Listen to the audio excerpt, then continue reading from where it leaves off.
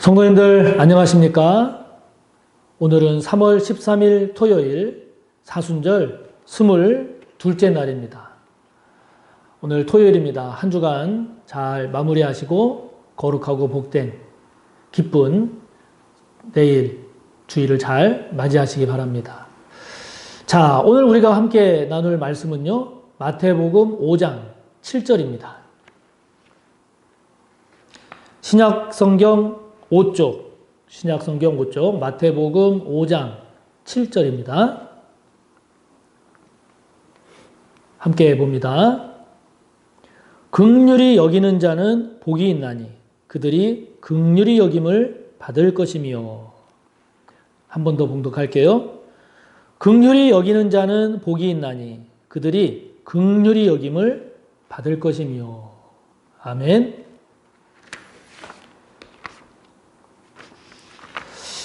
오늘 우리는 긍휼이라는 단어를 대하게 됩니다. 긍휼이라고 하는 히브리어 라함이라고 하는 이 말은요, 그 의미를 찾아보니까 자궁, 태, 이런 의미입니다. 여기에서 이 긍휼이라는 말이 유래했다고 그래요.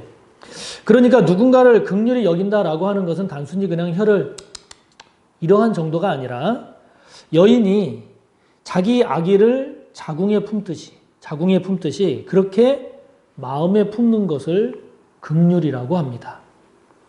긍휼에 사용된 헬라어 엘레오스라고 하는 이 단어를 찾아보니까 비참한 상태에 있는 사람을 불쌍히 여겨 돕고자 하는 미덕, 이렇게 설명을 합니다. 그러니까 긍휼은 깊은 마음으로 깊이 불쌍히 여기는 마음, 이것이 긍휼입니다. 어느 초등학교 선생님에 대한 사연을 올린 짤막한 글을 봤습니다. 시험을 봤는데 시험을 본 뒤에 이 담임 목사님이 60점을 맞은 학생을 불러서 특별히 그 학생을 칭찬한 겁니다. 100점을 맞은 아이들도 있는데 그 아이들 대신에 이 60점 맞은 학생을 칭찬을 한 겁니다. 왜냐하면 그 담임 선생님은 그 학생에 대해서 알고 있었기 때문이죠. 60점을 맞은 이 학생은 소녀 가장이었던 겁니다. 몸이 아픈 할머니를 모시고 살면서 두 동생을 돌봅니다. 아침 일찍 일어나서 우유를 배달하고 그리고 방과 후에는 폐지도 줍습니다. 그런 사정을 이 선생님이 알고 있는 거죠.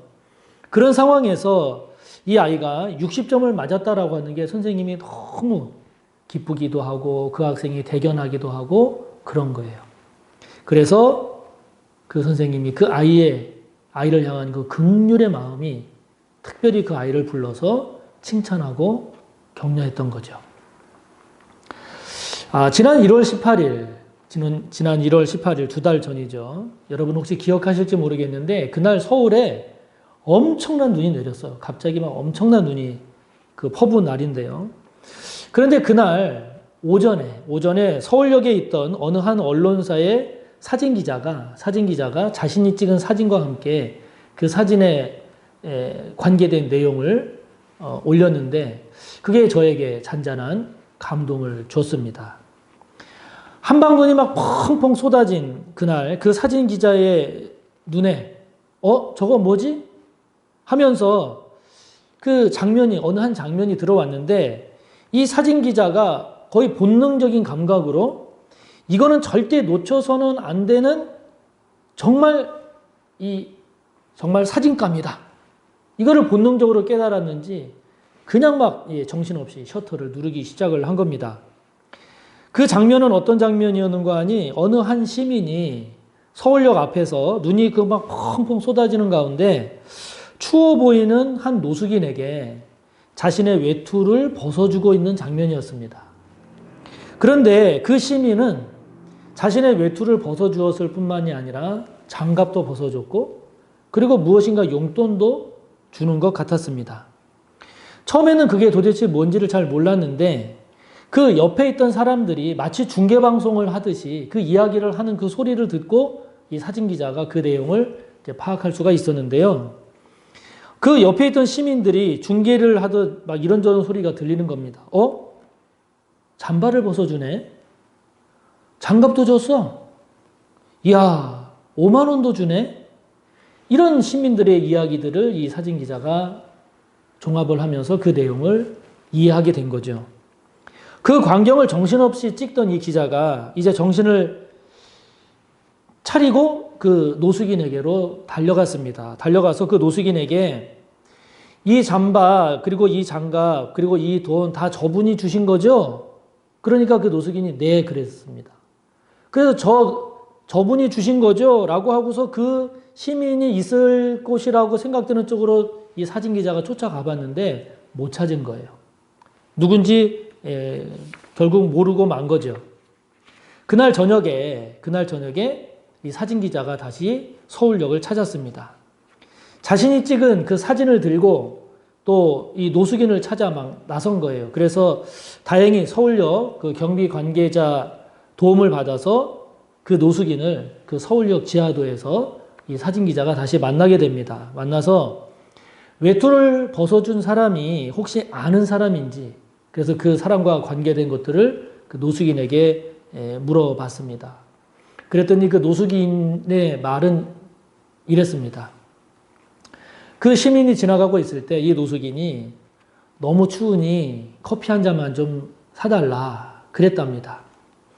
그렇게 난 모르는 그 사람에게 그렇게 이야기를 했는데 그 사람이 자기에게 그렇게 외투를 벗어주고 그렇게 막 해서 자기도 너무 얼떨떨했다 그럽니다. 그러면서 그 기자가 그 노숙인의 모습을 다시 한번 이렇게 살펴봤는데 그 노숙인은 그날과 똑같은 옷을 입고 있었습니다. 얇은 수면 바지, 그리고 겨울 옷이라고는 할 수 없는 초록색 군복에 얇은 운동화를 신고 있었습니다. 이 사진기자가 작은 충격과 감동을 받은 거죠. 그날 눈이 펑펑 내리고 있을 그때는 노숙인의 그런 모습이 전혀 눈에 들어오지 않았던 겁니다. 그런데 그 시민의 눈에는 그 추워서 다가온 그 노숙인의 추울 수밖에 없는 옷, 외투, 바지, 운동화, 그게 보였던 거죠.